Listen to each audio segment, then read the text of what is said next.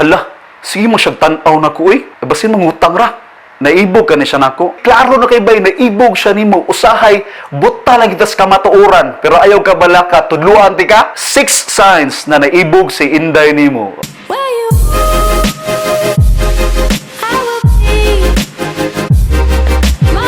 Number 1 sign is touching their hair. Basta maibog na sa ilang kasturya, di na sila kabantay, nagsigiro na silang fix sa ilang hair. Ang uban din kay magtuyok-tuyok. Unknowingly, ilan ang gipagwapa, ilang kaugalingon, kay ilang crush, ilang kaatubang.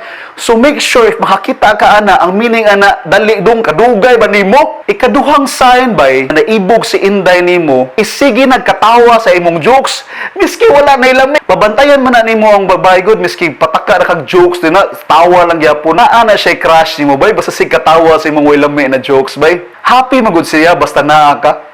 Ikatulo na sign by is mirror technique. Ako nag-discuss sa previous na kong video. Kanang mirror technique, basically, sundon-sundon ka na niya. For example, kiat kay ka, magkiat-kiat sa ng babay. Mujam-jam sa imuha ba? Kay paraganahan ka niya. People as we are, we tend to like the people na pariha nato. Dapat ko yung 3 meaning na signs. But if you like the video, please subscribe on my YouTube and hit like. Number 4 is musmile ang mata. Unsay pasabot sa musmile ang mata pons.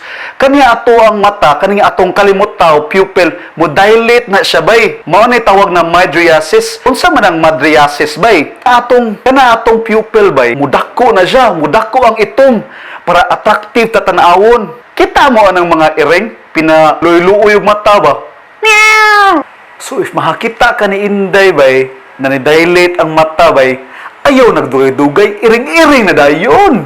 Ang ikalima na sign bay, naganahan si Inday sa imuha, is mo compliment na tanan about nimo kay nindot. Imong mata, imong lawas, imong tingog, miski arang yabagan, mo nindot gina siya. Nigo na compliments good, tanan tao ganahan magud ana.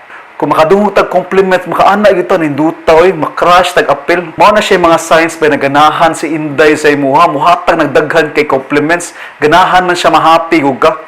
Number 6 by na sign na grabe jud kay ka-obvious, usahay di gyud nato mabantayan.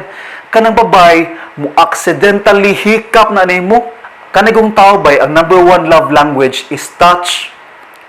Labi na magdungan ang katawa bay ug ang touch, kabantay mo na mo katawa sila.